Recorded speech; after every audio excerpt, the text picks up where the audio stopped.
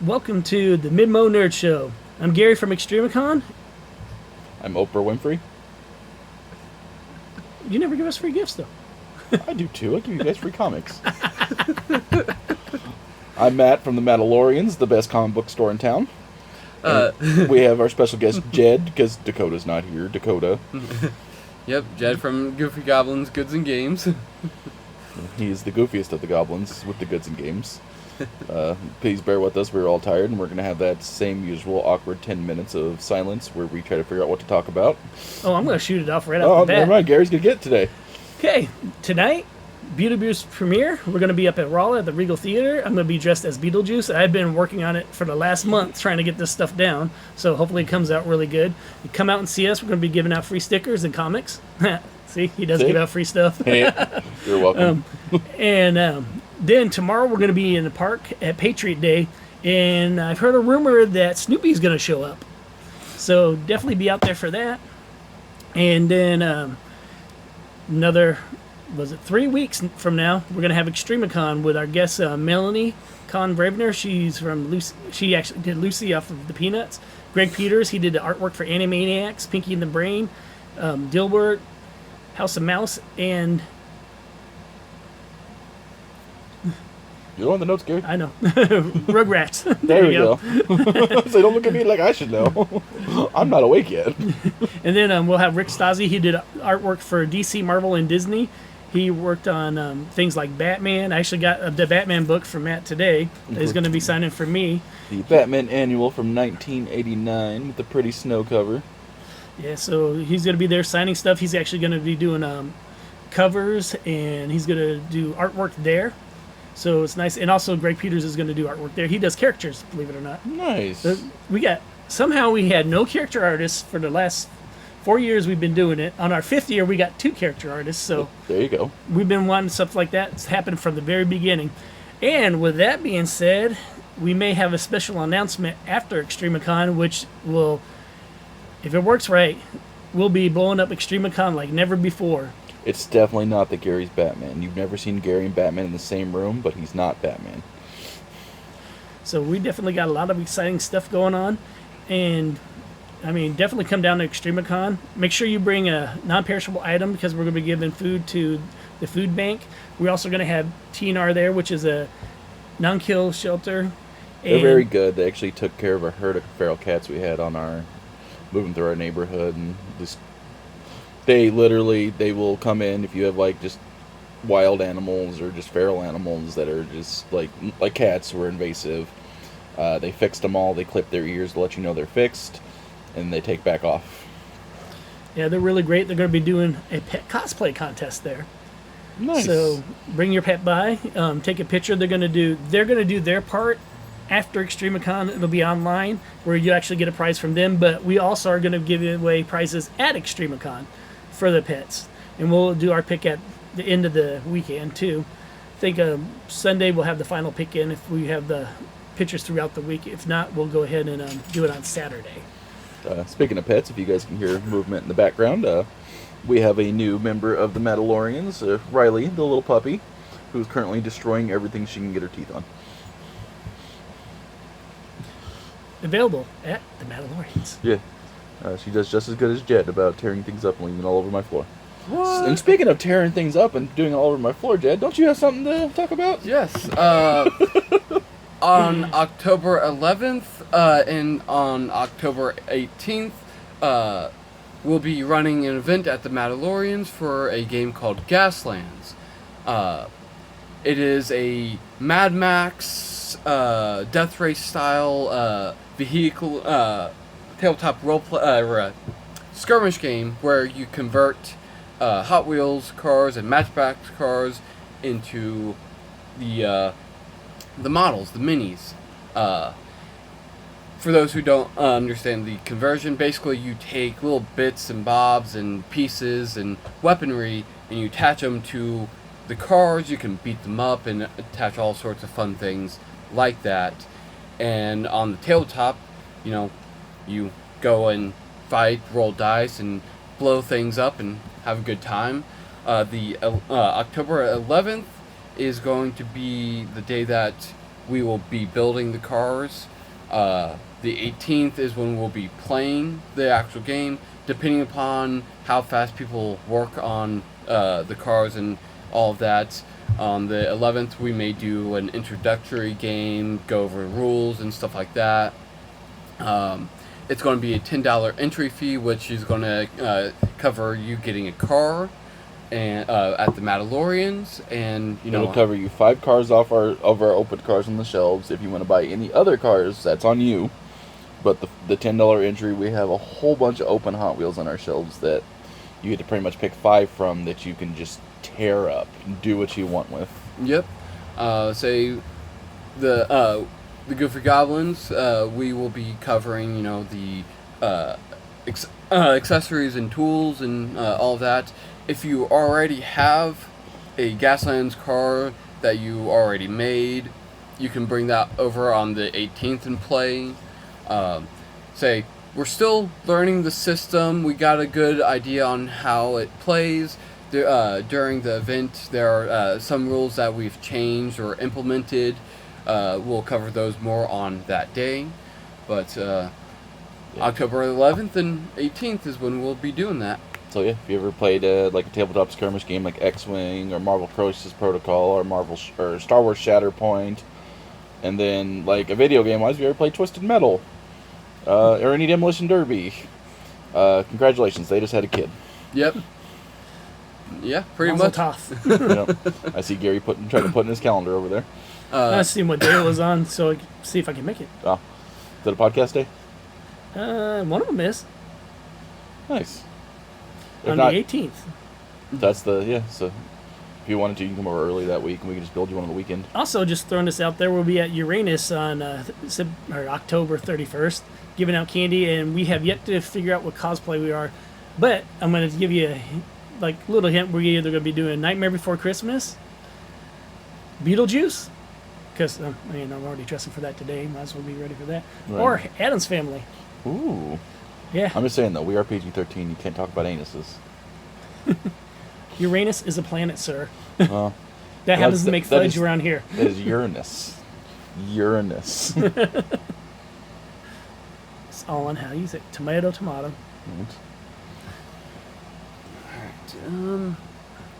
So yeah, that'll be the second Friday and the third Friday of October. Yep. I'm already starting to pack in October stuff. Jeez. Yeah, you're welcome. Well, and then the local LARPing group, Yep, Van Houter Armor. Lost Woods of Anatolia. Make sure I say it right. I'm part of the group too, and I can't even say the name right. And we're actually maybe going down to an event in the 26th and 27th. They have an event down at That one down in Hartville he was telling me about. Hartville, the Goblin Festival. So I may be running down there too. So it's going to be a busy month for me too. That sounds fun, but I doubt they have any goofy goblins down there. I bet you they have a lot of goofy goblins in there. Just not one specific goofy goblin. Yeah. But I mean, like I said, it's going to be a packed month of fun, probably all the time. And then we'll see when Dakota comes back here, if we can set something up with Dakota. And then we'll have something maybe running in November. Who knows? Right. And then, way into the future, December, we're going to be at least Waynesville's parade, and then Christmas on the Square. And Christmas on the Square too. Not to mention maybe somewhere else too. If future plans of Extremicon go as planned, we're going to be pretty busy this next year. Secrecy. Maybe we should make up Dakota's the word of the week. Secrecy, yeah. I was just going to say, not in the freaking house. Right. Well, we could use the code BUT4. Oh, when they walk in, be like, hey, butt for. And they're like, well, what's a butt for? And we look them dead in the eyes and go, pooping. And then just move on with our day. I'm a little delirious this morning. I guess you need some more McDonald's Coke? It's a Dr. Pepper. I'm a man. Not a Coke drinker. This week in dumb D&D news, they announced their new textbook scam. 5.5. 5.5, where they're not changing enough to make it all. No, it's still 5e technically. It's a 5e update, yeah, which is silly in of itself. Instead of I love Dungeons and Dragons. Love it with my whole heart. I run 2 to 3 games weekly, and I have a blast. But 5th edition's been around for a decade now. yeah. I have 2 whole monster manuals. That's it. They haven't released a whole. They're complaining about not making money, and they're like, "Oh, well, here's this story that we've reprinted a couple times, and just in an updated edition." And they keep doing that over and over again. Yeah. They technically have released 4 monster manuals, but the 4th one consolidated 2 of them into one book. So there's now 2 monster manual releases. But now, instead of doing anything, just doing, hey, here's some more cool stuff, here's another story, here's this. We're going to take all the characters you got used to playing, and we're going to change all the rules with them. Yeah. They tried to force that update on D&D Beyond. Yeah. People were not happy. Yeah, they tried to pretty much if you had the old books, they said they were going to take them away. Something you already paid for. That's why you buy physical and not digital of all of your items. Well, especially with how they're bundling, where the only way you can get the physical books is if you buy the digital books included. It is... Yeah, I'm not moving from 5th edition. I'm moving on from D&D as much as I can. Well, they used to have a whole bunch of different games. I mean, haven't been a big D&D player along the way, but I have played D&D from time to time. One of my favorite ones is they had a one for, it was Japanese oriented, where they had the ninjas, the samurais. Yeah, I know. Mm-hmm. That one I'd still like to get. I got rid of it a while ago, but if I ever found that again, I'd probably pick that one up. Yeah, no, I get what they're trying to do with this go digital, but it's just, no, that's not where it's at in my heart. It is so much better to play in person if you can. I mean, obviously, you can't always do that, so they have to make up for the online presence. But trying to force everything to be digital, that's not where it's at. Here's my problem with everything, and they're trying to do this all across the board, even with money, and I'm like, you can't do that, because what happens if someone hacks into your account? You're done. Uh-huh. You can't pay for anything. We saw that over the weekend, where they forced the update. Well, not even that. A bunch of people found out about, tried to do a bank glitch where they were writing checks to themselves and cashing it in the ATM, and most of them ended up negative $20,000-$30,000 by the end of the weekend, because the bank charged them all the fees. But that's where digital money gets you, is there's no consequences at the time. But as soon as the bank figures out what's going on, you have all the consequences. Well, here's another one. I don't know if you heard about this one. They hacked into the Social Security numbers and got a good majority of them. So, I mean, that shows you how safe digital is, if they can break into the government to do it. Yeah, pretty much. If you're a United States citizen, some entity out there knows your Social Security number. So, with that being said, just because I really care about everybody's security, make sure you check everything. And if you need to, change out all your cards. Change all your cards. Change your passwords pretty regularly. Set up 2-factor authentication on a lot of things. Yeah.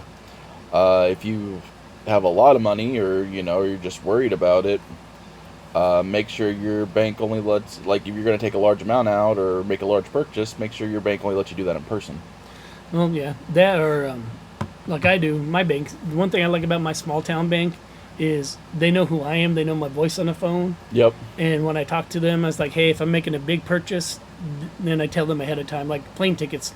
Those always give me every year. Well, not even, because nowadays it's literally so easy just to, if they run into your money, they could just listen to our podcast and just clip you saying, hey, I'm making a big purchase.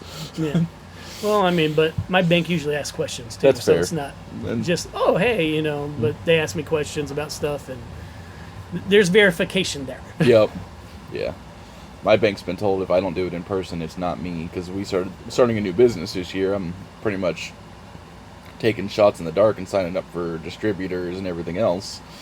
So I never know what's going to be a scam, what's not going to be a scam, because nothing is easy signing up for becoming a store in the first year. No, so I know we've come across a couple of scam things where we're like, oh, we're getting all of this stuff for this cost, and we luckily, I was always suspicious about doing things, so we haven't been completely scammed on some things, but they're getting better about it. Like, it is crazy how hard it is to kind of detect like really built scam websites. They put a lot of effort in those 'cause they make a lot of money. Mm-hmm. Well, like there's a whole because whenever so I never click on a link from your friend unless you ask them what it is. That's half the time. Unless a friend sends you something fairly often. If somebody just sends you a link out of the blue, never click on it. Yeah. And then never enter your Facebook password into that link because it didn't log you out. Yeah. So like, another good rule of thumb is when you go onto an online store and like you have to go to checkout, if they don't have like a PayPal or Amazon Pay or Stripe or any of like those brands that are big, well known. Yeah, if you have to enter your credit card information indirectly. Yeah, that's how you know to kind of stay away and be wary of that. I'll be honest with you, I don't do anything unless it's PayPal because I can fight a PayPal things like, hey, I did not authorize this payment. Yep, and I can click PayPal on my phone and be like, hey, turn off my card right now. Yeah, that's why I like PayPal too. And they're they're very good about getting your money back if things are not what they are supposed to be. And that's why usually when we sell our vendor spots, I use PayPal because if for some reason they have to get out or anything, then instead of me having to go through all the pain and trouble of doing it, it's like then they just can take it off of there and be done with it. Yeah. And some people still don't use it. Some people send checks. Is like, but you can't just call and cancel and everything. If it's an emergency, that's one thing. But if you're just going in and cancel out, it's like that takes time out of that person's day. Yeah. And if they advertise you, then you're kind of have to pay them a little bit. Yeah, it's. And I know some people might argue with me about that, but if I just advertised you for almost a year of being in my event, and then last month you decide, oh, I'm just not going to be there. It's like I'm going to somewhere else. It's like that's unfair to the person because if That's unfair to everybody because then your event looks really weird having like an empty spot sitting there. Yeah. And then that leaves an opportunity for someone else that could have been there that was actually going to make money and they don't get it. Yeah. But I know my dad does a lot on Facebook Marketplace, and about every third person is a scam bot. Yes. But they have because that's how they get them, because we always check to see if it's a real account. But, if they got hacked, it's a real account. Mm-hmm. And there's so many people have been hacked on Facebook. Like, yeah. I maintain, do not click on strange links from a person. That, and if you get a second account from somebody, make sure that it's a real person, because I've seen it happen before. Like one of my students, her mom has passed away for a while, and they tried to befriend me. I'm like... Passed away for a while. Did she come back? Yeah, she did. She came back on Facebook, apparently. So she... she get better? Apparently so. But I mean, she had passed away, and it's just like that's kind of bad. She's like, at least they're dumb enough not to do their homework. Right. Yeah. Well, that's going to catch somebody who doesn't know her, though. Yeah. That's just a free Facebook account that has history. So if you go look at it, like, oh, that's a person, because like the biggest scam going on now is every once in a while, Dad gets a guy that tries to send him a check, and then he sends him for the amount more than what he was paying for on there, and he's like, well, can you send me the extra money back? Dad's like, absolutely, once the check clears. Well, don't wait for the check to clear, you can just send me the money back, I promise it'll clear. Nah. Yeah, that don't ever happen. Mm-hmm. Because he's had a few be legitimate where they just couldn't come pick up the car and they sent him a check. Right. His dad sells a lot of cars online, and literally it'll just be like every once in a while he'll get a real one with the check and it'll clear, they'll come pick up their car in a couple weeks and he'll be good. But yeah, now he's just like he likes messing with them. That's his new sport. Yeah. Oh, yeah. I've done that. Like Yeah. I spent like 2 days on one scam call messing with them. On the second day they got mad because I wasted their entire time. Oh, I mean, that's their fault. Uh-huh. Get a real job. Yeah. My favorite one I ever messed with was this. I don't know what he was trying to scam me out of, but it literally had spam risk whenever I picked up the phone. And I'm like, I'm bored today. I answered the phone. This is Terry from Discover Card. How can I help you? And I tried to convince him that he needed a Discover Card the whole time. And by the end, he's just like, "You're stupid." And he hung up on me. Have a good day, sir. I did get not notification. What was it? I did get confirmation. That's the word. A confirmation that the Goofy Goblins, we will be at the Patriots Day as well. Look at you guys. I'm going to the farmer's market right next door. I'm too lazy for Patriots Day. You scared the dog. I pushed her over somehow. I don't know how I did it. Oh, she flops. She's a little floppy thing. I was just petting her, and then all of a sudden she just rolled over. Yeah, so Patriot Day is going to be busy for everybody, apparently. Yeah, I got farmer's market that morning, and then it's like, because me and Jed are strategically not going to the farmer's market together ever again, apparently. Every time they're there, I'm not there, and every time I'm there, they're not there, and they'll send each other pictures, be like, where are you? You want to hear a funny story? Huh? Speaking of things that aren't there when you're not there. We know Andrew's girlfriend, Celeste, right? Yep. So. Oh, I heard. I was walking, I heard my sister's voice. It was on Sunday, they were having church. So I'm like, oh, that's my sister. So I looked down there, and she made some gestures like, oh, yeah, that's definitely my sister. So I walked down and started talking to her. And then I know, like, everybody from the church, it's Spearhead Church in St. Robert. Mm-hmm. And I pretty much know half the church because I either worked with them or had some other interaction with them. So Andrew pulls up, and I'm looking, and I, like, waited for Andrew to get out the car. We were talking for a little bit. I said, Celeste here? She's like, yeah, she's right over there. I seen her, and she took off the other direction so I wouldn't see her face. That's awesome. I'm gonna show up one day, and with my beard completely shaved, because she won't recognize me. but she works at Bow and Barrel, so I'm literally just gonna show up at Bow and Barrel, beard completely shaved, and sit there and get checked out the whole time. And just like, hi, Celeste.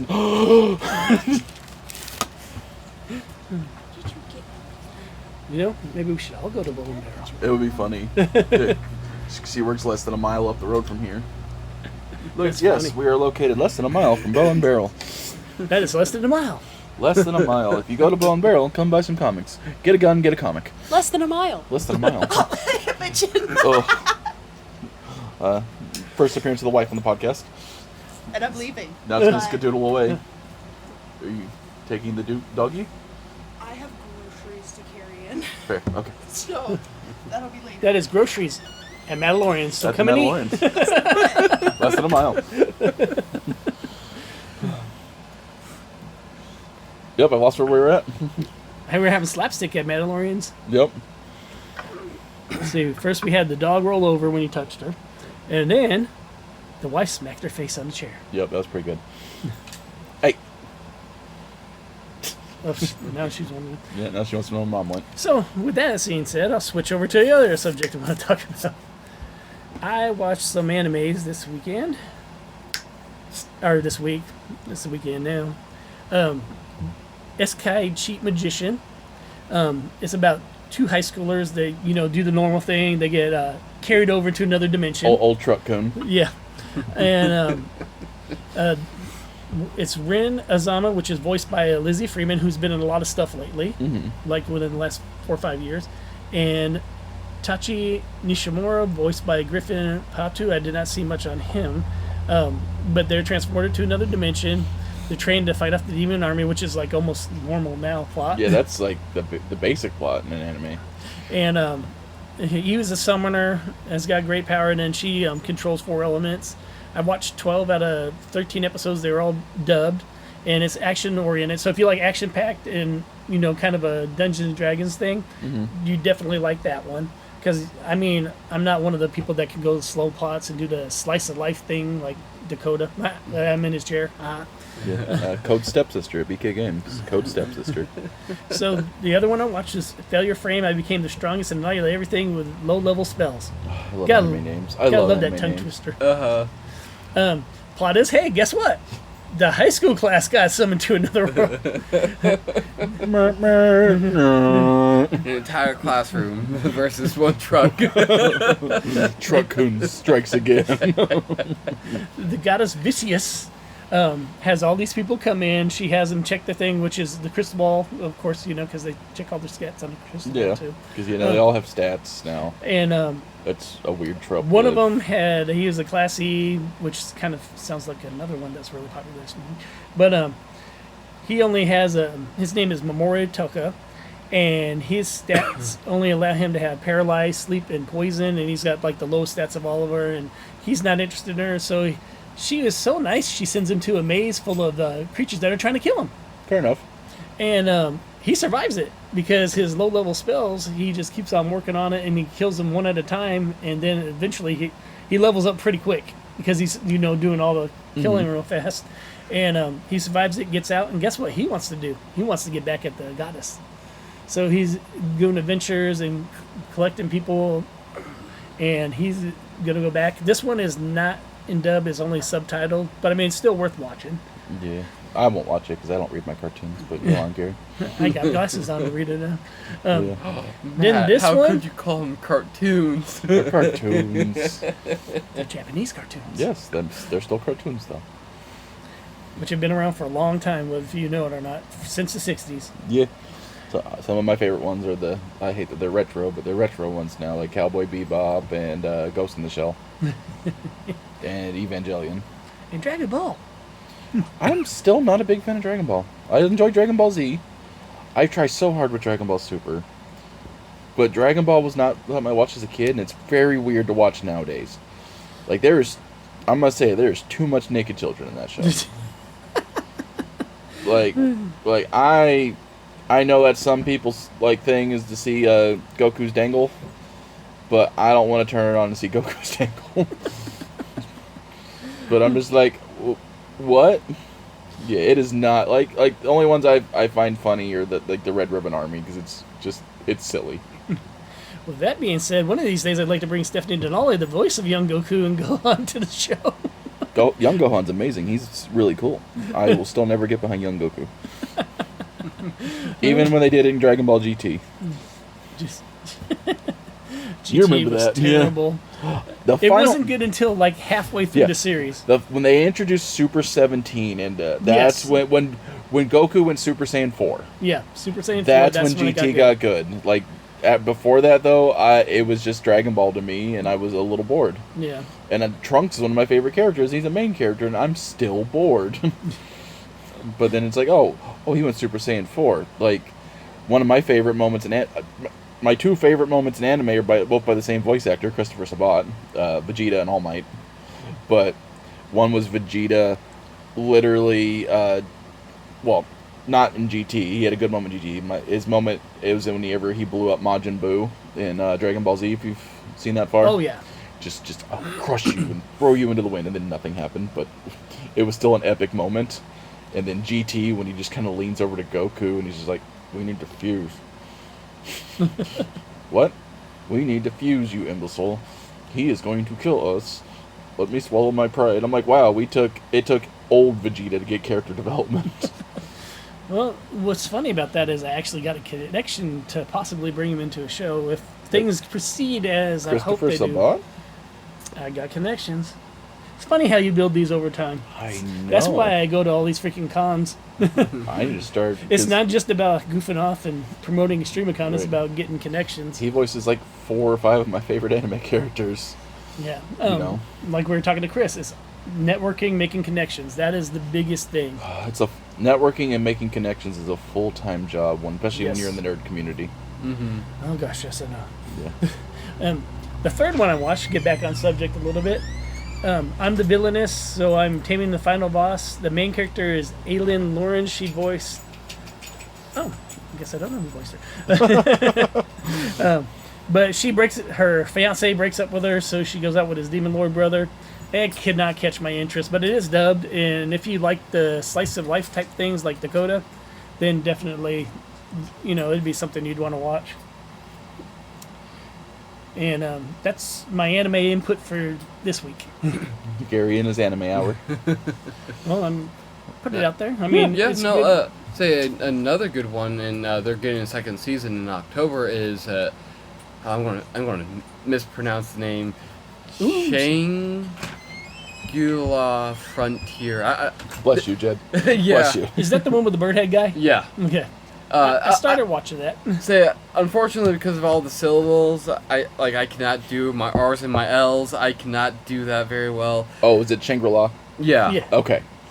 I caught it. I've never even heard the show, but I caught it by what you said. Finally, when you said Is you it could kind do of like after Doctor Strange? I don't know. I've never watched the show. But no, it's a good one, like Bad especially for like because it is an action pack one, but like it is a video game. So unlike all the other VR MMO like animes where they get trapped, no, Couldn't get in Sword Art Online. yeah, no, they don't get trapped in this one.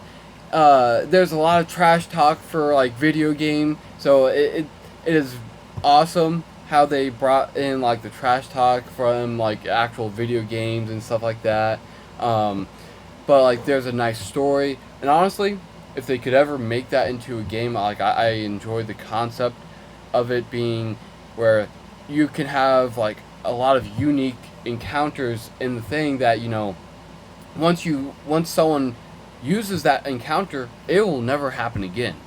That's pretty cool. It is, and so We get so many cool video game ideas from like shows and movies that like the game developers just aren't doing. yeah, It's like, hey, here's your 4th edition of Call of Duty this year, but we're not going to make anything new, and the new stuff's going to be just very subpar. Like the game I've been making fun of for a while is Concord. If you haven't seen that, nah. it's the new PlayStation exclusive Overwatch clone.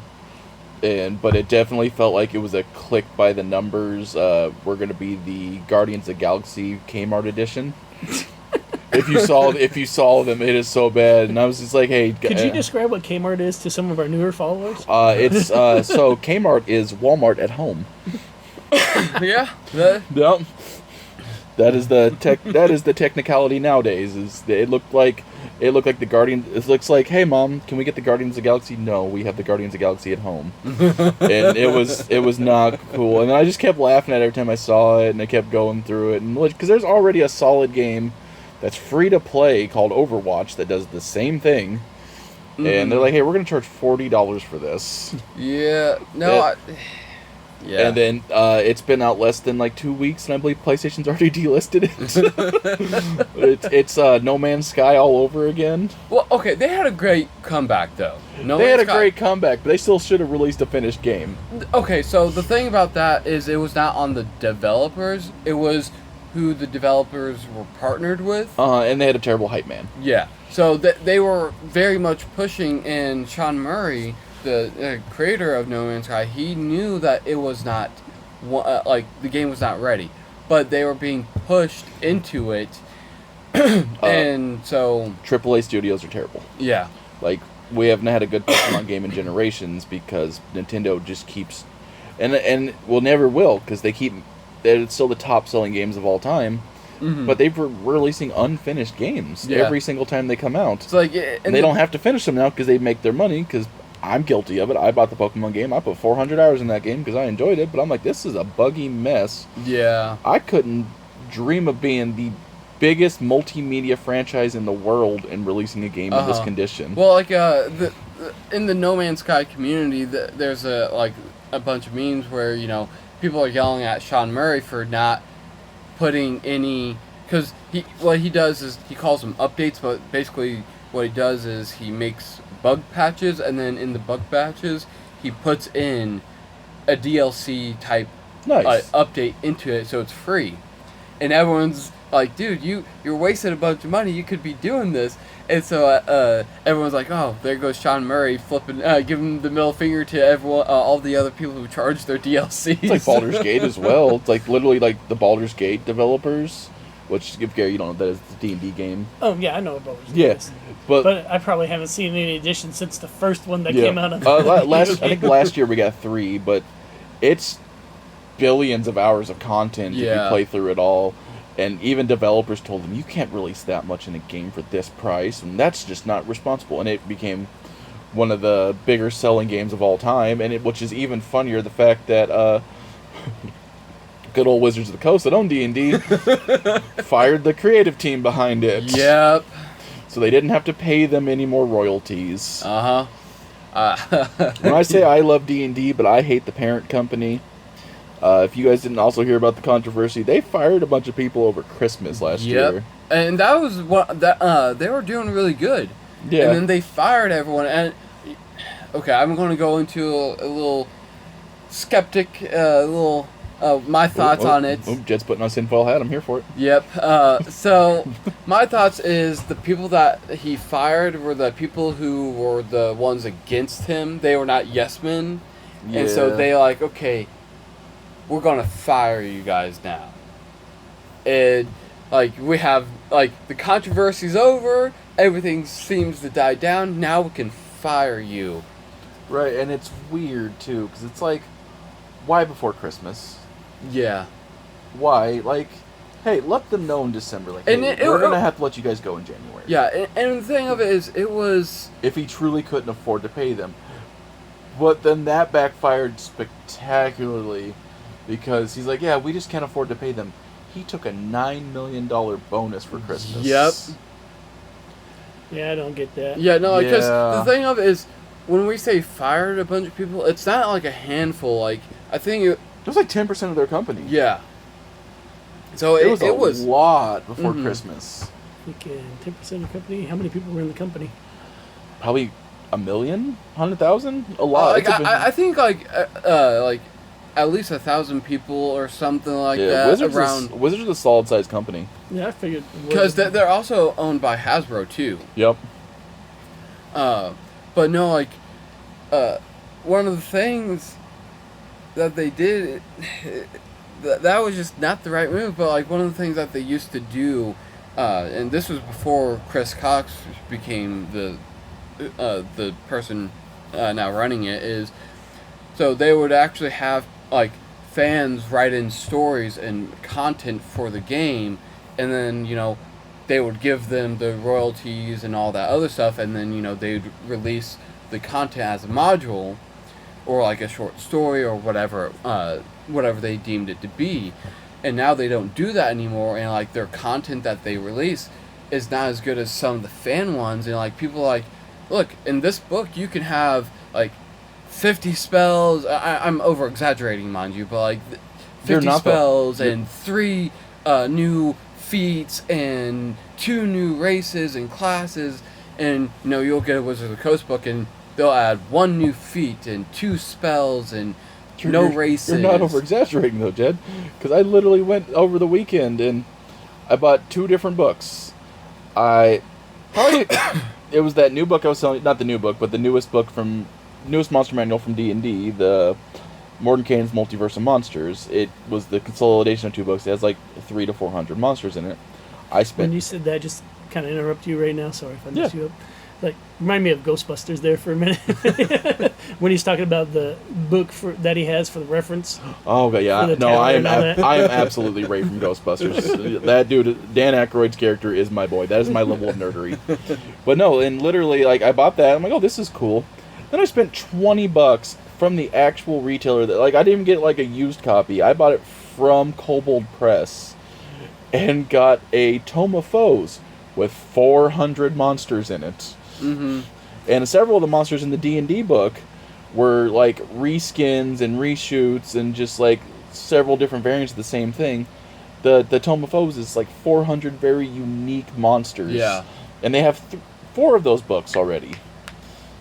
And it's just, I'm like, I spent $20 on that from the actual people versus 50 for a book that has barely anything in it.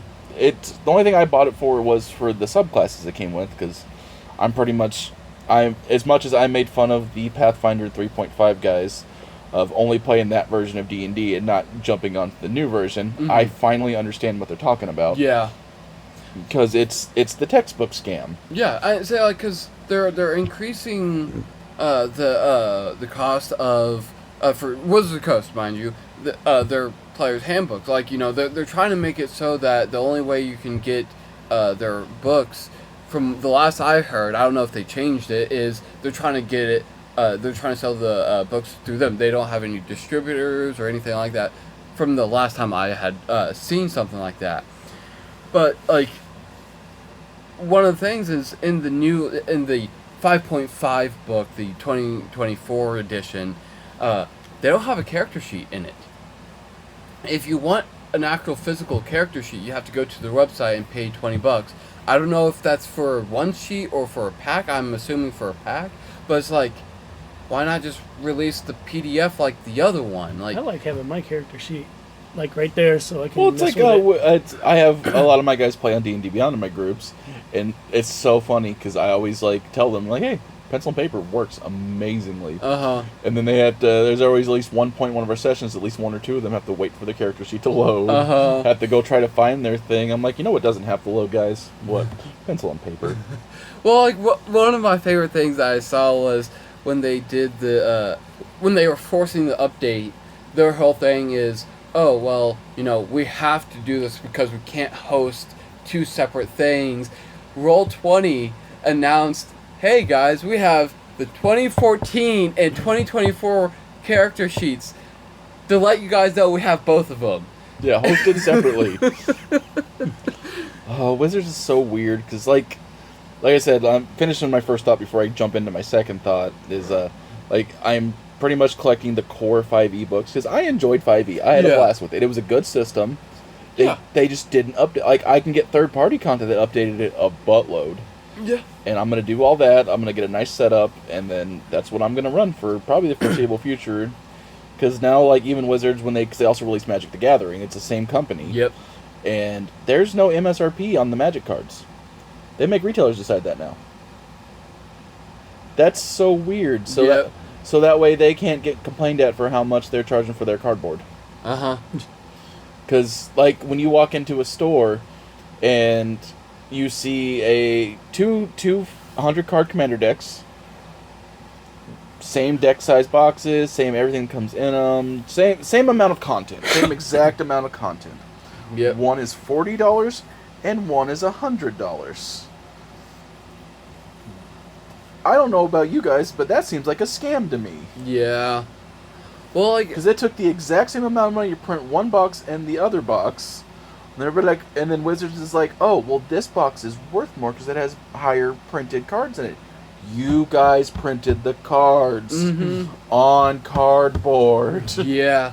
Well, like, what was it? I lost my train of thought. Dang it. But that's what it was. Welcome to the podcast. Welcome to the podcast. Yep. Is they're doing the digital dice skin because D&D is under monetized and they're trying to do microtransactions for D&D and D&D Beyond, so you can pay $4 for a dice skin. I'm like, no, I'd much rather spend $60 on a pair of on a set of dice. Granted, like the $60 are going to be like wood and dice or metal or anything like that. Or you could spend $25 and purchase from the Goofy Goblins Goods and Games. That's Goofy Goblins Goods and Games. Yep. Located in the Mandalorians if you can't find them at an event. Yep. They always have dice here. But I'm just saying. Yep, we make our own handmade dice. I always owe Jed some kind of money. Because every time I get that boy paid up for dice, I sell more. It's like, Dad, I finally got your money owed. Sweet. Yay! And then it was like, I think last week I finally got Jed paid up. And then somebody came in while Jed was sitting here and bought dice. And he's just like, Matt, I need some more money. like, I'll get you, Jed. But no, like I was saying, I'd much rather spend more money on an actual physical set of dice than $4 on a dice skin. I know it's weird, but it's just like, you don't actually own it though. Like, it's digital. You don't All it does is take one good person to, again, when the scam thing, wipe it out. Well, not even just that, but like, let's say, because again, the physical or the digital dice skin is for their VTT, their virtual tabletop. It's kind of like Roll20. If that ever gets shut down, your stuff is gone. Yep, all of my stuff is gone. And so it's like, I don't want to spend $4 on a lot of skins. spouses around the world would love that. Yeah. Well, it's like their nerd stuff is gone now. Yeah. No, it wouldn't, because that means they're gonna start playing D&D in person again. Yeah, but it's just like, it's the same thing. Like, I stick with physical media when it comes to my movies. We sell a buttload in here, and it's literally to the point where people are like, oh, you still sell DVDs? Yeah.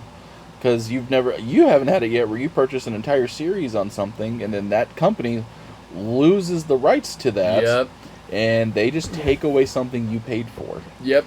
That's why I like Well, one, if I buy a DVD now, it's going to have the digital copy in it. Yeah. But also, when you do that from like Sony, you're buying it from Sony, so Sony can't get rid of the rights for Sony. Yeah. So you always got that copy, unless Sony goes out of business, then you kind of the other aspect is I don't mind PDFs as long as I can download them. Yeah. But like they do have their uses. Like if you're playing, like for me as a GM, I do use a lot of digital tools to help me. I'll Google things in the middle of playing and just like I'll stop and do that. I'll go to their actual website and check how it actually works, and then I usually decide that rule's kind of stupid. I'm the DM. I make the rules. So. Yeah. But Gary and Jed have played my games. So he knows they all both know I do Rule 0 more than anything. Yeah, but best thing you can do with Matt is bribe him with food. Bribe me with food, make me.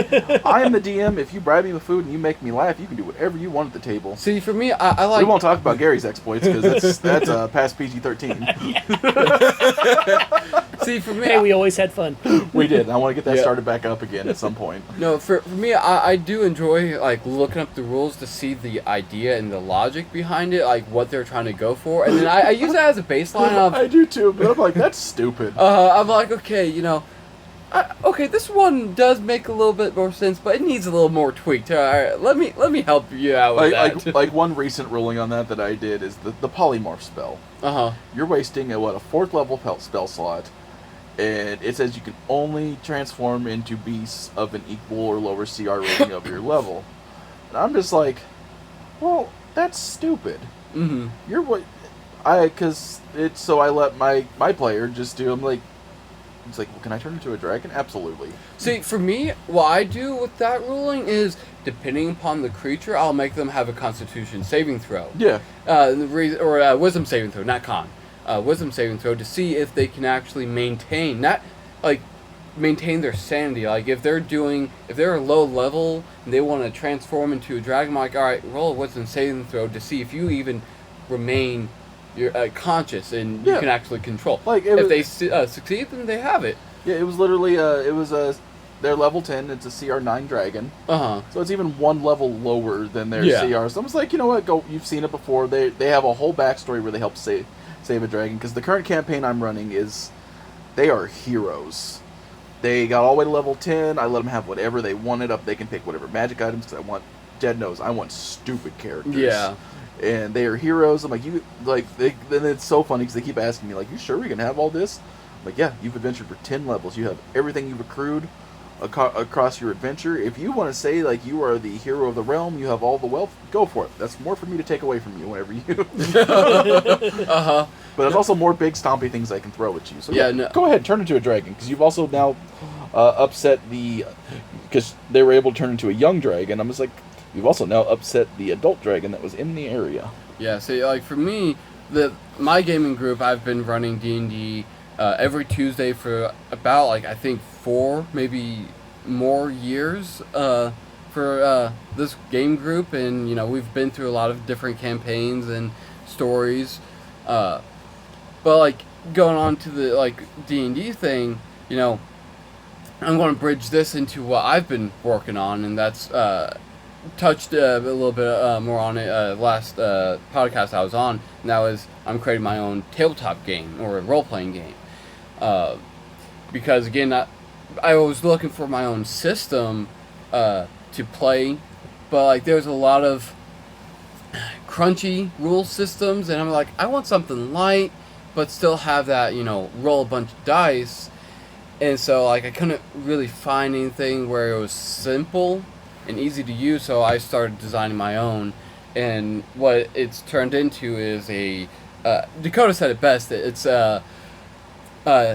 Unreal Engine, Unity, whatever, gaming platform you want to use. You are the Roblox. Yeah, that's what I'm building the system to be is, everyone can learn one... What about Minecraft? I'm going to talk about that in a minute, because ooh.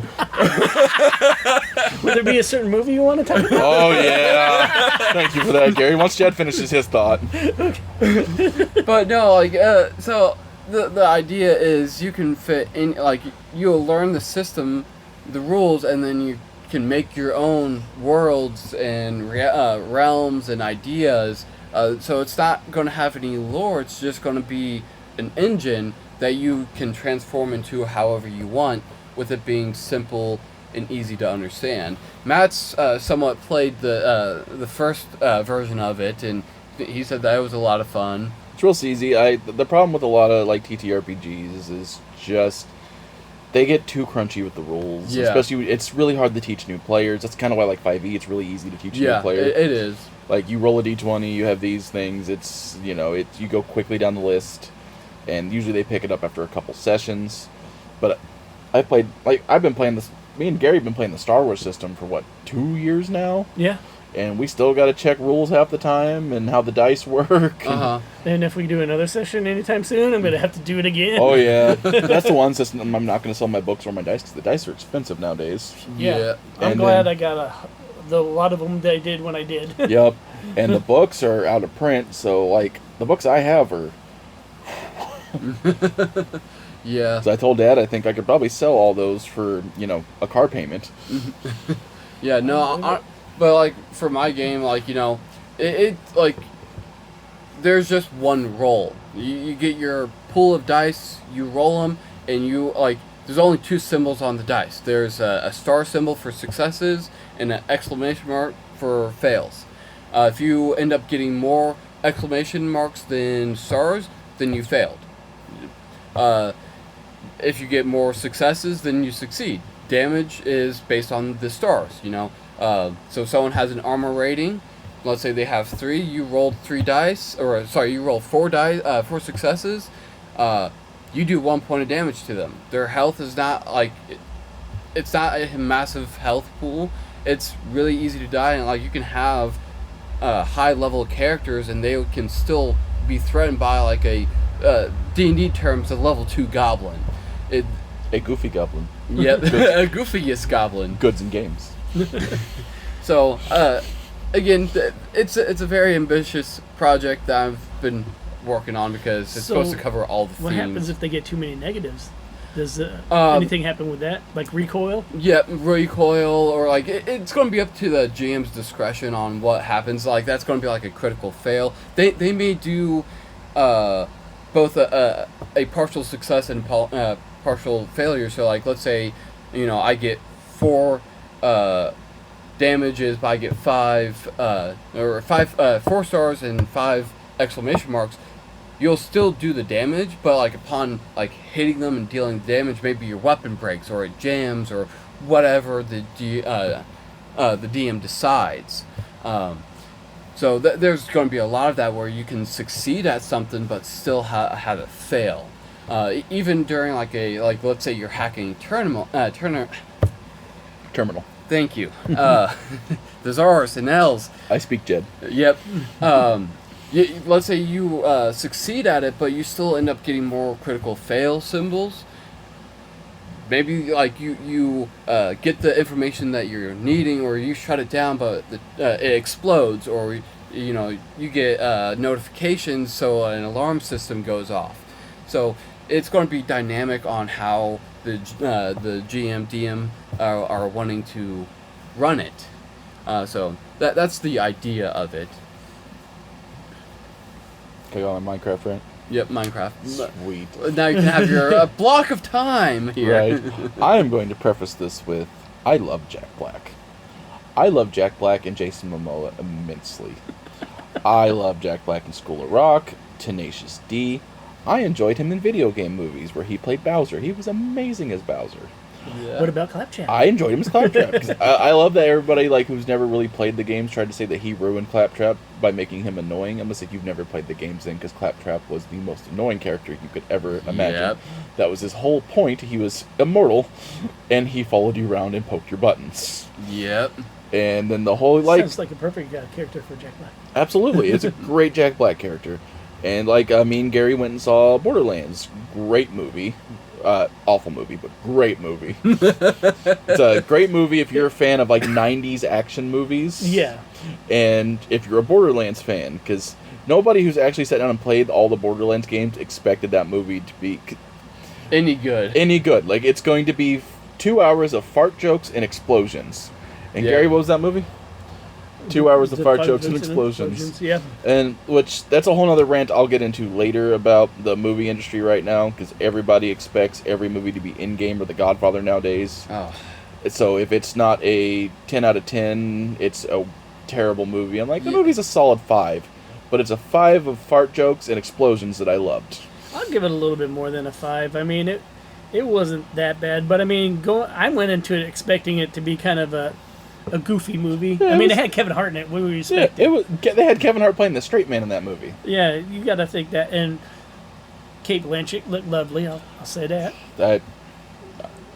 We're PG-13, Matt. PG-13. I mean, And now, if you guys have not seen the Minecraft trailer, I'm gonna spoil it for Jed, but I don't care. I'm gonna need you guys to pause the podcast and go watch the Minecraft trailer.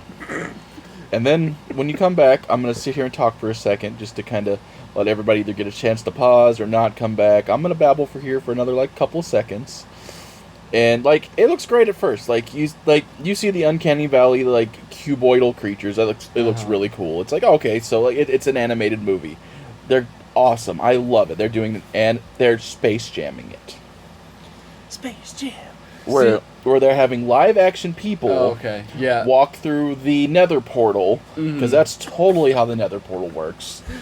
See, what was funny is I did not know anything about them making Minecraft movie, and one of my brothers, they came down and he's like, "Did you know that they're making a Minecraft movie?" I'm like, "What?"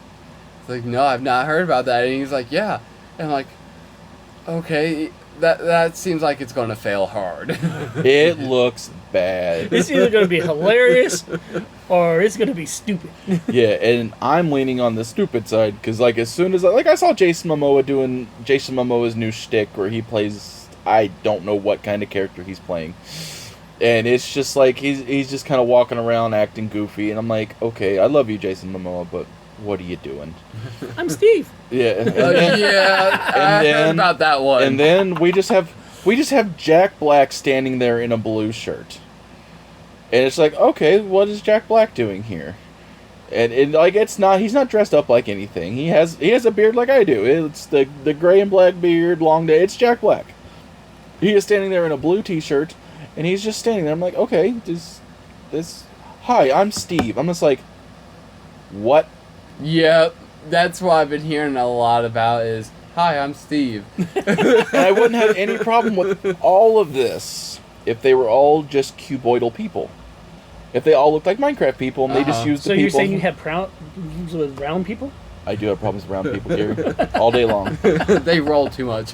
And I hope, I am against bullying in every shape or form, but we bullied the studio into not giving us that homely-ass Sonic the Hedgehog. Do you remember that first Sonic the Hedgehog trailer, Gary? That was so terrible. And now we have Sonic 3 coming out with Keanu Reeves playing frickin' Shadow. That's where that movie's... Hey, don't kill his dog. Right? Well, they kill his best friend in that movie, so it's gonna be rough.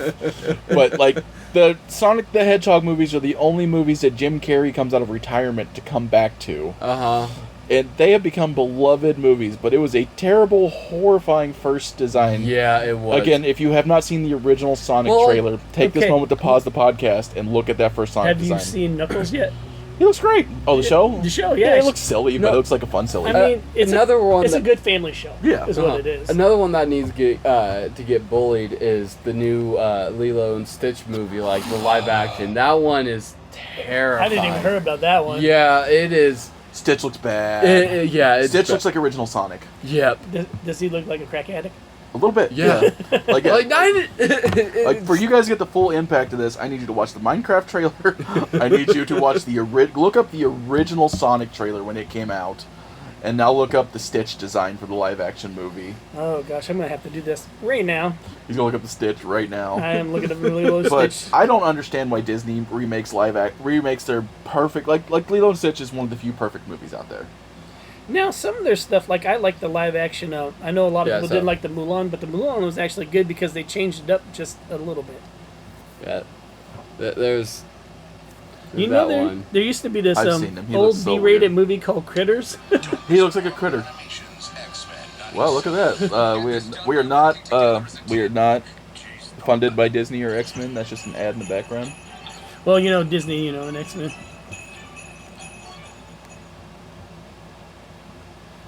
Okay, Lilo's looks like a little kid, so we're going good there. Nice view of the island. Is that an actual trailer? I thought they just released what Stitch looks like. Oh, I don't know. Oh, no, yeah. Oh, it isn't a fit. Yeah, he looks weird. Yep. I didn't know they released an actual trailer. Yeah, we're watching trailers live on the podcast. Well, you pointed out we need to watch it. Pause the show. I did what I did. Yeah, we did. Except for pausing the show part. Well, yeah, no, yeah, you can watch along with Gary right now. If you just go on YouTube and look at the Lilo and Stitch trailer. Oh, boy. Yeah, well, it's like, what, less than a decade later, we're already getting the live-action Moana 2. Uh-huh.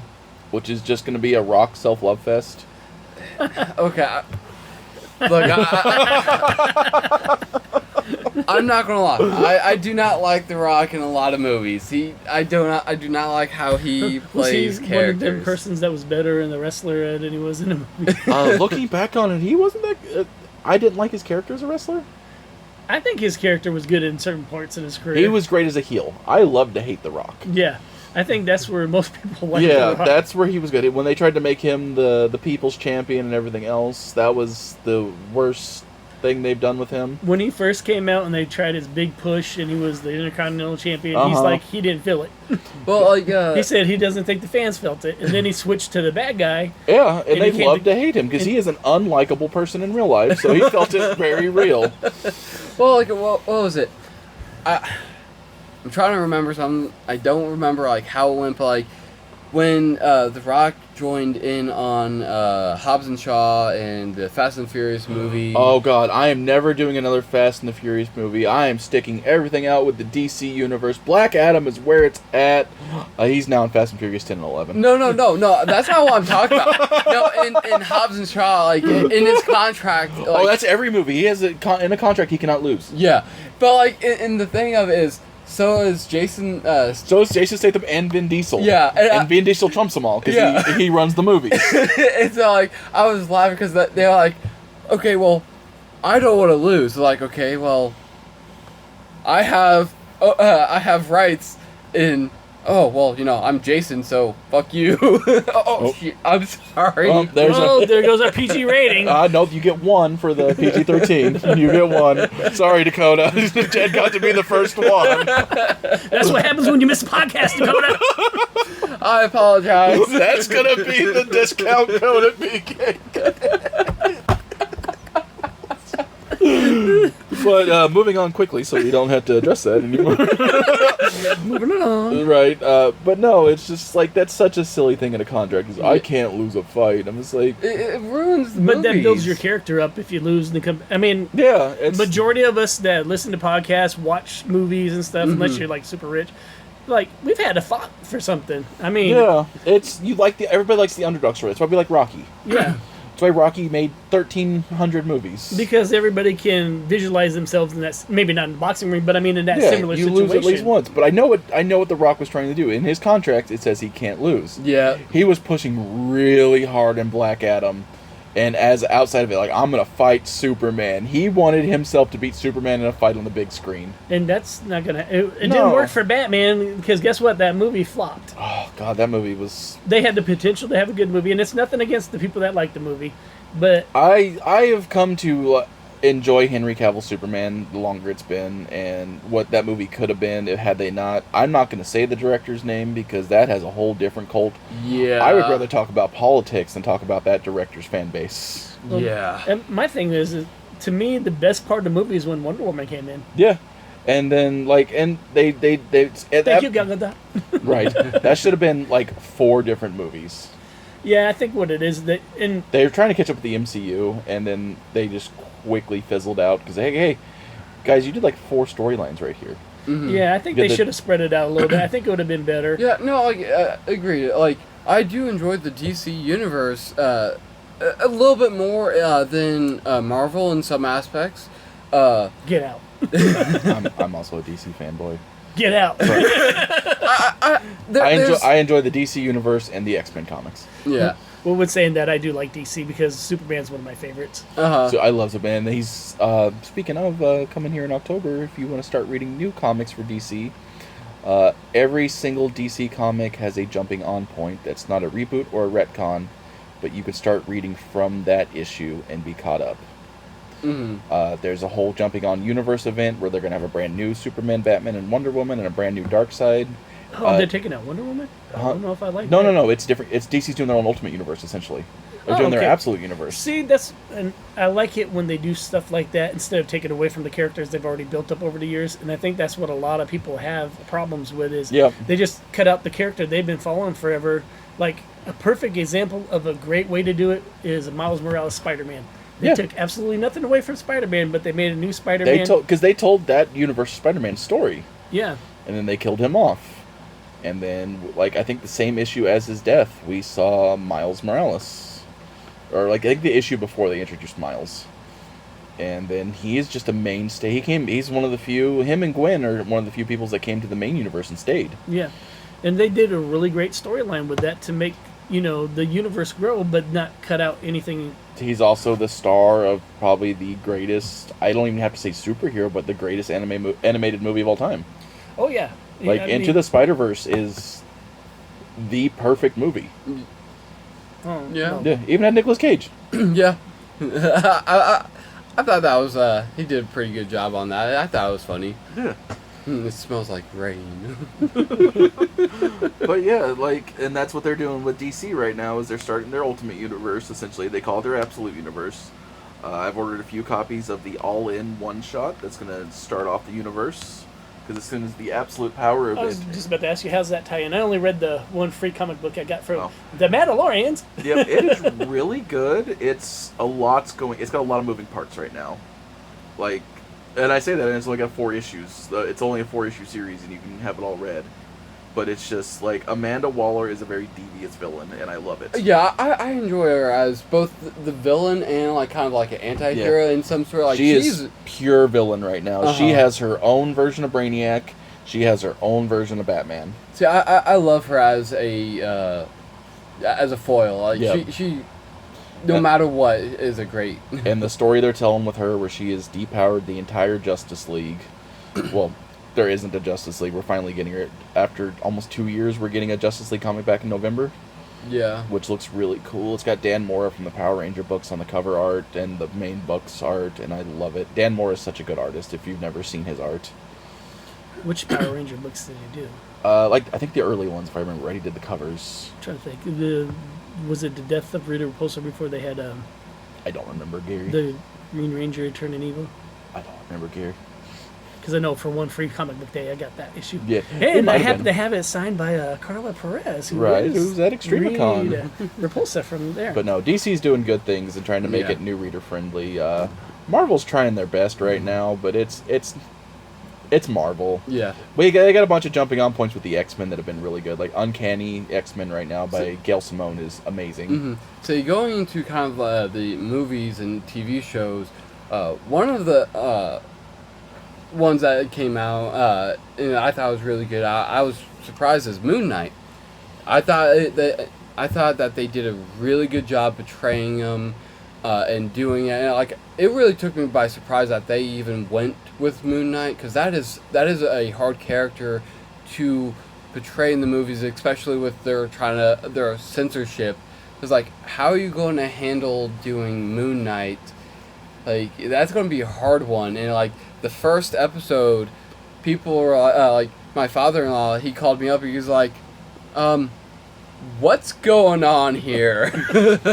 Me and Kaz have started that show, and she's just like, "What's going on?" Uh-huh. I knew enough about Moon Knight before I started the show to kind of realize what was going on when it was happening. But it was good. It was a good story. It was a good twist. Yeah, what I like about it is if they totally screwed that up, they didn't have to worry about it because it wasn't one of the main characters in Marvel, so they could just toss it to the side. Uh-huh. Yeah, and that's funnily enough how Moon Knight's always been. It's literally been, hey, if I mess up that character, we'll just kind of cancel his run for a little bit and start a new one. Nothing happened because that was a different personality. Yep. That's what they do with Moon Knight. But yeah, on that same note of not being a main character, it is super okay for characters I know we're running super long this time, Gary, so if you need me to wrap up Oh, soon. no, I'm Okay. just... have to check stuff Okay. out. I just want to make in a sure while. because I know Gary's busy because Extremicon's in 3 weeks. So, and now that I have a new phone and a new recording app, we are not limited at an hour. So guess what? You guys get longer podcasts if we feel like talking that long. But like I used to be the, we're gonna tone down Jed over here because he doesn't like the politics of this version. But I used to be the biggest Miss Marvel fan. Then they made her Captain Marvel, and it was okay to start with. But Miss Marvel, Carol Danvers, has always been a C or B character in the comics. She has never been the main character. Yeah. Right. She's always been a side character. Even her own runs, it was just goofy little side stories with nothing important happening. They were slice of life anime stories. Yeah. And now they've been trying to shove a character that's not main character because it worked once. It worked with Iron Man. Yeah. Then they've been trying to shove Carol into the role of the main character. And even in the comics, like, with all the lore, it doesn't fit. No, it does not. And it's made me, like, I don't want to collect her books anymore, because I'm like, that's not the character I like. Yeah. Like, she was fun. I grew up in a military town. She's a goofy, retired Air Force person that talks a lot of crap. Yeah. That's her whole story. Yeah. I did like the Captain Marvel movie. The Marvels, I was kind of about, and I get where they're coming from. They had the storylines all meeting together and everything. Yeah, they did. I think they should have done something with Monica again before they did her in the Marvels. Yeah. I That was- absolutely loved when she came out, because she came out in a Spider-Man comic, for those people that don't know that. And she joined the Avengers afterwards, and I liked that Avengers lineup that whole time, pretty much, that she was in it. Yeah. Mhm. And then it's like, then they just kind of put her to the side. But she's a side. Everybody, even the original Captain Marvel, as much as everybody like wants to say like how big he was in comics, his best story was him dying of cancer. That is the one Captain Marvel story that everybody knows is Marvel dying of cancer. Mhm. Like Right. for me, like one of the best things that I like about Marvel is the B-rate characters, Yeah. the street level fighters, because like they Leave Luke keep- Cage out of this. No, Hey, like we all love I, Daredevil. yeah, no, I enjoy that because like they're trying to expand on like big world-ending threats, and it's like, okay, this is nice, but you know, like give us some like street level Batman action. That's with- why I will always like Spider-Man, because Yeah, no matter Spider-Man what's is- going on, he is your friendly neighborhood Spider-Man. Yeah. And so, like, Moon Knight's that way, too, in some aspects. I mean, like, he has a little bit more involvement, but, like, for the most part, he is that B-rate, street-level fighter. Luke Cage, I enjoy because of that Yeah. as well. That's why I mentioned that. It's Uh-huh. like, and I actually liked the Netflix run of all the Yeah. characters, except for Iron Fist, which I thought was going to be my favorite one because of being a martial artist myself. Uh-huh. And that was my least favorite one. Yeah, I like, the beginning was kind of cool, but, like... It started going down. Yeah, it was hard to watch. Like, Daredevil, I absolutely loved. I thought they did a great job, especially with Stick. I enjoyed the actor who played Stick. Yeah. Was it one of the Carradines that played Stick? I don't remember. Wasn't it literally like one of the old kung fu actors that played him? Think so. David Carradine passed away. I thought he was Stick though. Or well, there's like 3 or 4 Carradines that act. Yeah. Yeah. He might have been another Carradine, but Yeah, I think it was. I'll have the to one look it from up. Kung Fu actually had passed away. He's the one that passed away. Mhm. Yeah. Look it up, Jed. Yeah. Look it up, Jed. We have the power of the internet at our fingertips, and I can't use my phone right now. Yeah, no, that's what I was actually doing. But no, I enjoyed the Daredevil show. I need to finish watching the Daredevil show. I enjoyed season 1. I'm not a big Punisher fan. I couldn't get into the Punisher show. Punisher wasn't that bad. No. I'll go. Shane from Walking Dead did That's why I can't get into it. Because the I identity fight. hate Shane with a passion. Okay, Scott Glenn. Never mind. It was not a Carradine. Thought it Yeah. was. And I thought they did really good with the Punisher for what it is. Yeah. However, movie-wise, the first one was with Dolph Lundgren. At the time, it seemed good because there wasn't a lot of superhero movies out. Yeah. Now comparing it to the time, it's like that was a terrible movie. I'm sure I'd like the show if I actually liked like the comics of the Punisher, but like those are comics that are just never been my thing. Yeah. My favorite one is the one with Tron Travolta in it. That was an absolutely Where he good. played, wasn't Travolta the bad guy? Yeah, Yep, he's yeah, the bad yeah. guy. That's my favorite. I was actually looking that up. Yeah, Thomas Jane. Jane. Yep. Yep. Yeah. He's the Punisher that I enjoy. Yeah, it's always He's- weird. People always forget we have 3 Punisher movies. Yeah, 3 Yeah. Punisher movies and then the TV show. Yep. Mhm. So I mean, we I had liked quite a it. few. I do agree with you, Gary. On like I thought they did pretty good with the Punisher and the series. I mean, again, it's in my eyes, it was going to be one of those roles that are going to be hard to fit, like following Thomas Jane. Yeah. But I think he still did a pretty good job with Yeah, it. he did. I think we can all agree, though, that from those shows, oh god, I just had his name, Vincent D'Onofrio as the Kingpin. Yes. Like, to the point where if you haven't seen, spoilers for other shows before I even say the other shows' names, because he was in Hawkeye.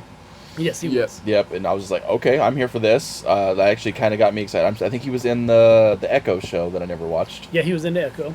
And now we're getting the new Daredevil show coming out. I'm excited for that. Me too. That's why I need to catch up. I'm just like, I need to sit down and watch Daredevil. No, he is an amazing Kingpin. Like, I'm so glad that they went with him because he fits the comic books. He fits. I can't remember the old Spider-Man movie or the animated show. series. Yeah, Spider-Man the animated series where Kingpin, like, cause that was always He weird. looks almost like they just pulled him out of the comic. Yeah, Yeah. like he could be a little thicker. I'll give him that one. He could be a little thicker, but I don't want the man to get fat for a role. That's unhealthy. I hate whenever Yeah. like actors get super skinny for a role.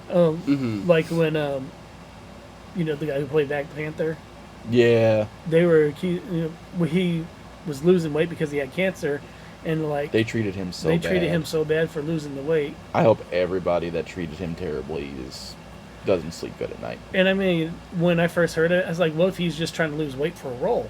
Yeah. I mean, I hate when they do that, but Well, there's an interview like, oh, it hurts my soul now. It's talking about him in Endgame or what happens to him after Endgame. And he's just looking dead in the camera, and he's like, "I'll be dead." I was like, "Oh, he told us." yeah. Yeah. I was like, and I know they're trying to respect Chadwick's legacy, but I think the biggest disservice we've gotten so far is not recasting T'Challa. I don't know. It's kind of one He of the did things. amazing, but I think as a superhero, we needed T'Challa. Yeah. Little black boys needed T'Challa. Then this is why they should bring in Miles Morales. Yeah, I mean, in all honesty, if they want to cast a role, they've already got that character built up. I mean, or bring back Luke Cage. yeah, they bring back Luke Cage. They need something, because, like, I know, like, because, like, Spider-Man's big thing was he could, like, Stan Lee always said he could be anybody behind the mask, but everybody loves to see someone who looks like them as a hero. Yes. Like, that's where I am. I know, like, a few people are going to roll their eyes right now, but that's where I've always been for inclusivity in comics and everything. Is if you don't like it, you don't have to read it. It's not for you, then there's nothing wrong with that. Right. Like, I know Rob, our friend, complains about the Miss Marvel show because he's like, I just don't understand that character. I'm like, well, Rob, you're not a teenage girl. It's okay. Yeah. As I say, There's enough content that you're not going to enjoy everything, and that's okay nowadays. right. But somebody's going to enjoy that. That's going to get somebody who into reading comics and love comics. Right, and I gotta agree with him. The show was not for me. I did not think it was a bad show, though. It was I fun. think the actors were good in it and it was everything. It just didn't appeal to me. Funnily enough, it was the most comic accurate of anything. Right, and I mean that's why I said it. The actors weren't bad. I watched the whole series through, and it's nothing wrong. I just You know, and I don't identify with the character. Yeah, and that's okay. Like, and it checked all the boxes for everybody's none of their complaints because they didn't make an old character into a different race. You know, Carol hasn't been Miss Marvel in the comics for a decade. Kamala has been Miss Marvel in the comics for probably almost that long. Right. So, like, and she didn't even like being Miss Marvel. She barely went by Miss Marvel. She had 2 runs as Miss Marvel, but every Avengers run she was Warbird or Binary or, yeah. Binary was a cool character. That's probably my favorite incarnation of her. Yeah. I've heard a few, like, well, she stole her name. No, she didn't. Captain America gave her the name Captain Marvel, and the Miss Marvel moniker was open. Yeah. And she was actually a fan of Carol Danvers in the comics. If, like I said, if anybody ever read it, like, she's a fangirl. Kamala is one of us. And the fact that the actress is actually a fangirl of the comics and now currently writing the comics. I did not know that. She is writing the current Miss Marvel comics. That's awesome. Yeah, I'm like, that's super cool. So now she can kind of just, like, build the character on her and do what she needs to do. But she's a fangirl, and it's just, she gets to write the books. Right. And that's good. I mean, you like to see that as a fan because then the actual people that actually like the comics can relate to the comics and they produce the comics. Poor Henry Cavill. The man who loves comics. The man who's a giant nerd, and even Deadpool made fun of how bad he's been treated on everything. Yeah, but I mean, at least they gave him a shot in Marvel and everybody liked it. I hope that wasn't just a cameo. We spoiled it last week, so I'm not even going to say spoilers this week, but Calvarine is amazing. Well, it's already past the point. It's past the point. It made over $1 billion. We're good now. Yeah. If you haven't seen the movie, that's your own fault. Right. No, I love that, though. I was so happy with that. And just the Deadpool making fun of it the whole time. Then he did the shotgun. He did the arm reload as he's walking down. I'm like, yes! But yeah, no, they just need to... I think if more shows were like the Miss Marvel show, where it's just a lot of love are thrown to the characters. Because, say what you will about the She-Hulk show, it was comic accurate. The last episode, the last episode was very weird. I will give everybody that one. It did my least favorite thing in any kind of TV show, where it was just like, oh hey, everything was all a simulation or a dream or everything else, and I'm like, that's why I can't. Speaking of the one director that I don't talk about, that's why I can't get into that Sucker Punch movie. I don't like the Sucker Punch movie, and I'll tell you why. The first scene. I don't even remember the first scene. Well, the whole thing, the movie is based on someone. It's a lobotomy dream. Well, that and getting raped. Oh, That's yeah. the first start of when the movie starts off like that. I'm probably going to turn it off. That's why I haven't watched Goblin Slayer. Yeah, that one I just barely made it through. Yeah, like as soon as I heard that, I'm just like, I'm not watching that. The anime with no names. Yep. Yeah, like I'm just not watching that. Like I don't even appreciate it. I find it weird when people like, oh, it was a really cool scene. I'm just like, no, it wasn't. Yeah, there's nothing good about that. Yeah, like I watch cartoons and movies to get away from stuff like that. And that's what most of us do. Yeah, it's our an escape. escapism. It's an escape. Mm-hmm. And can you imagine being a young man or woman that had been sexually assaulted and you're sitting down to watch a new anime about a guy fighting goblins, and you just open up the first episode and that's going on screen? Yeah, that's Like, no, that's unacceptable. Oh, we've had 2 sad episodes in a row here. yeah. Look at us. Look at us getting deep on the podcast. Jed, make a fart joke. Huh? And we got our first F-bomb without Dakota. Yeah. Dakota. I'm gonna get Jed so much grief for this for like the next 2 weeks. He's gonna get so much grief. As soon as it said, I was like, oh no. I was doing I know, so good. and you almost followed it up with saying the S word too. You're just like, oh, shh. Yep. I saw that. I was like, I was being so professional. I ruined it. At least it was that far in the podcast. Honestly, if anybody listened to that far in our podcast, they've heard us all cuss before, except for Gary. No, I prided myself on being so professional, and then I was like, no, it's ruined. So, we complained and moaned most of this episode. Let's end on a positive note. Of the Marvel projects that's come out, that could be anything all the way back to the original Captain America movie, or something earlier than that, like the Spider-Man animated show from the 60s. The Duck. We'll start with Gary. Gary, what's your favorite Marvel thing? That is just an unfair question because Yep. I like so much of it. I know, so I get to make him. Like, would you like to go to Jed and come back? I'm not gonna even pick a favorite I'm gonna pick a favorite. because I like the Endgame. I know it's technically not a Marvel movie; it's a Sony movie, but I know anything. Spider-Man. That's what I'm calling it. Anything that's been a Marvel property that's came on screen. Spider-Man 3, Like, it doesn't No have to Way be Home MCU. was great. And I loved Wolverine and Deadpool. That goes without saying. It's like those will probably be my top 3. I'll put it Okay. that way. Because I love the fact that they brought everybody in, and I love cameos in a movie. And I think a lot of people are like me. It's like So I you think get that nostalgia built up. Yeah, and I think when we get to all, we'll just do 3 since you did 3. Yeah. It's hard to pick one, so. It really is. I mean, they've done such a great job on them. Now, have they done bad on some of them? Yeah, Absolutely. I think they pushed them out too quick, didn't build up the storyline on some of them. Spider-Man 3 is one of my favorite movies of all time, but I can also admit that it's a terrible movie. It's like the Star Wars prequels. Love them with my entire heart. Not good movies. Nobody wants to sit through 6 hours of politics No. just to get to 20 minutes of laser fights. Yeah. And I mean, that's one of the things I always liked about the Star Wars movies versus Star Trek, which I'm not disliking Star Trek. Wait, Dakota's not here. Star Trek is okay. But I think that was the big draw to Star Wars is the fact that they were action-packed with being science fiction movies. They were. It was a modern day Flash Gordon. Yeah.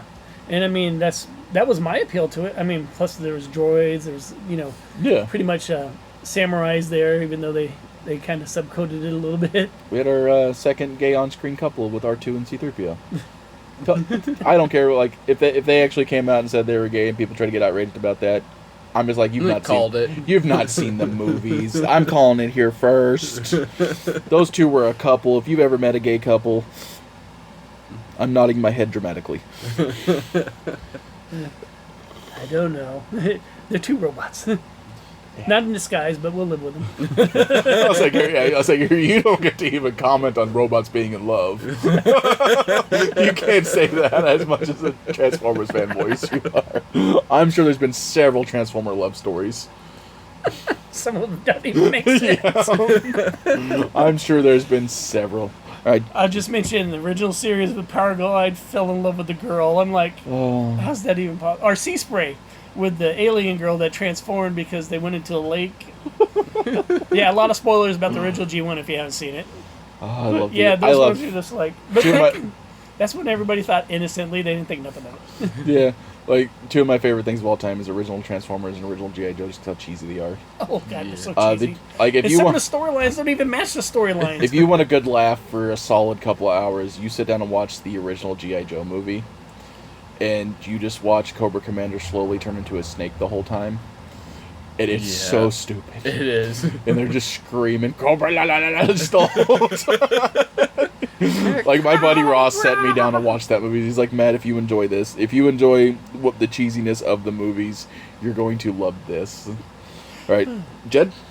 My picks, Moon Knight, Daredevil, Punisher, and Hawkeye. He's had 3. He's on 4! Okay. No, you're fine. I had to raise the bar for Matt. Yeah.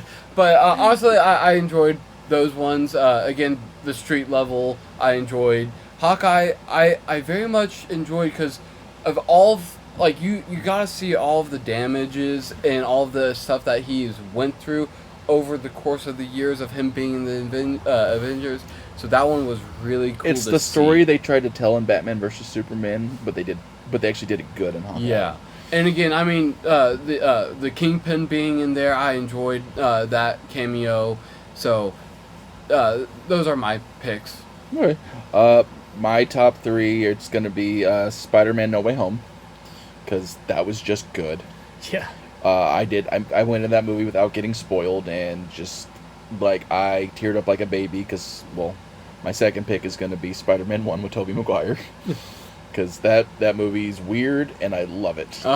Any Sam Raimi movie, is going to sit down and just going to be weird. And then third pick is going to be a character we didn't mention, and we can probably talk about later, because we do need to wrap up, because my store opens in, like, 7 minutes. Where is going to be Blade. Blade is a good pick. Blade 1 pretty much gave us where we are with the MCU right now. It really did, because, I mean, if it wouldn't have been for Blade's success, they wouldn't have made X-Men and Spider-Man. And it has one of my quotes, all-time favorite quotes in a comic book movie ever. Jed took my F-bomb away, so I can't say it. But it's, some mother's always trying to ice skate uphill. And that's what made the Deadpool movie for my wife. Yep, he said that again. He said that, and she's just, like, flipped out. All right, so we'll say one thing I did not like about the Home Alone movie. No Way Home movie is Marissa Tomei.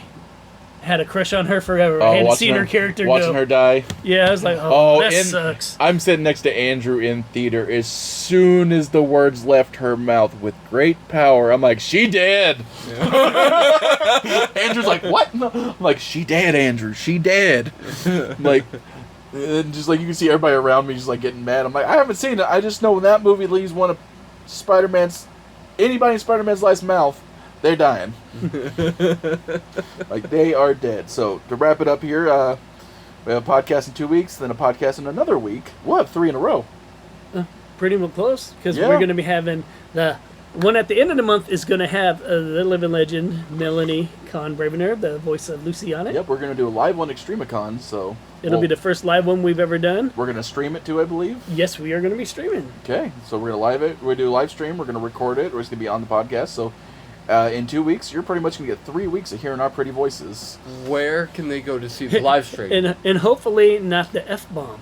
Hopefully not the F-bomb, Chad. I won't be there, so you'll be fine. Right. Oh, no. And where can they see the live stream, Gary? I'm actually going to put that to a vote online, because we're either going to do a Nice. Facebook reel with it going on, or we can do an Instagram or TikTok. Nice. I would do YouTube, but we need to get more followers on my YouTube. Remember, Extremicon. Follow it so I can put live feeds. Same thing with I'm probably going to start a YouTube here soon, because I think we're going to start live streaming at least one of my D&D games. And that will not be PG-13. That will be, there's going to be bad words, there's going to be terrible jokes. So Jed will do fine. Yeah, Jed will do probably end up being Tuesday nights here soon, and we'll just stream it. It's just going to be a goofy game. Like, if you're a rules lawyer, it's going Like to... a goofy goblin game? Right, like a goofy goblin game. If you're a rules lawyer, it's going to annoy you hard, because... Custom rules everywhere. Custom rules everywhere. If I think it's cool, it's gonna happen. Screw what the expert rules say. Well, and, there's the point there, too, is like, the whole reason you're playing the game is to have fun. Yeah, Yeah. well, I have always, I know we're ending here, but I've always played D&D as just a social group thing fun. Right. Like, the rules are always secondary to me. Like, yeah, it makes combat fun, but I mean, sometimes your players just want to be heroes. You're right. Sometimes they just want to be... Well, it's going back to the cartoon of escaping. Yeah. Yeah, and that's what it is escapism. You go to your job, well, just throw this out there, 9 to 5. It's like, you don't want to go back to whatever you're doing at that job at that night, unless you really like your job. But I mean, you want to get away from I that. like That's my why job. people like sports. That's why people like comics, movies. They do it so they can get away from Yeah, their it's an natural escape. grind. It's an escape, because life is hard, especially nowadays. Life is difficult. and Yeah. Yeah, because you can upset everybody with a single word. You can even say thank you, and then why'd you say thank you to me like that? Yeah, like, it doesn't matter who the person is nowadays. Like, people are just so on edge that you say the wrong thing towards them and you're in trouble. Yeah. Yeah, it's a counter. Like, I'm sure somebody right now listening to this, whether it be years from now or currently, is mad just hearing this. I mean, For whatever reason. I did Like, drop Jed's the mad. F-bomb. Yeah, so. Jed's mad over there right now. Right? Oh, Dakota's gonna be mad. Well, Sorry, again, Dakota. that's what you get for missing an episode. Oh, I can't believe we're gonna give it. I'm either gonna make the title called Jed drops the F-bomb, or make it a very sneaky title. But I think I'm just gonna call it Jed drops the F-bomb. But so we There's have. the goofy goblin in me. Jed broke the Midmo universe. So you'll be at Patriot Day this Saturday. Patriot Day this Saturday. Tonight, At the- Beetlejuice. at Beetlejuice. the- Oh, don't say it again. Oh. Beetlejuice. And then, of course, the big thing at the end of the month, Extremicon, Extremicon. But where will you be seeing Beetlejuice at tonight? Where will you be presenting? Regal Theater in Rolla, Missouri. Cool. Probably one of the better theaters around here. Which I know I've said this before on the podcast. They have an awesome deal. You do a monthly pass, so you get to see whatever movies you want for paying for the price of 2 movies. That's really good. I mean, if you live around that area, it's worth it to me because I Right. like going to the movies all the time. Where my shop and house are located, it's almost a quicker drive to Rolla than it is to Waynesville. So I can just interstate it straight there. Yeah, and not that it gets B&B theater. It's like I have no problems with it now that there's been a management change. Yeah, and it's still a little seem- pricey for my taste for what it is. Right. But that's a whole different complaint I'll get into later. But yep, we'll be busy this month and probably be busy next month. I will not be at the Patriot Day, but you can catch me at almost every farmer's market here in town on Saturdays, unless Jed's there, and then I'll just disappear. Yep. Yep. But We'll I'm have to usually give there. you a break. Yep. I'll be at my store 4 days a week, Wednesday through Saturday, open at noon all those days. Sometimes I'll open late because I'm me and I'm going to be late because I'm the boss now and I'm allowed to be late to work. If you've ever seen Scary Movie, I think of that every time that Matt's late for one of our things. Like, you live right across the street. So I gotta get breakfast, so I'm awake when I do this. And then the 21st we'll be in Lebanon, so the shop will be closed that day because there's like a swap meet going on at the Heartland Antique Mall. Oh. Yep, and then You said the 21st? 21st, and then the 28th we'll also be at Extremicon. Oh, the 21st of this month. Yeah, Sorry. 21st this month. I'm like shooting a I month know. ahead. Yeah, which we're one of the sponsors of. And then Jed has the Patriot Day thing. Yep. And then usually farmers market stuff, and then they're taking a vacation on Extremicon Day Yep. because they don't love Gary. No love for Gary. That's where we're going to end the podcast with drama. Have a good day, guys.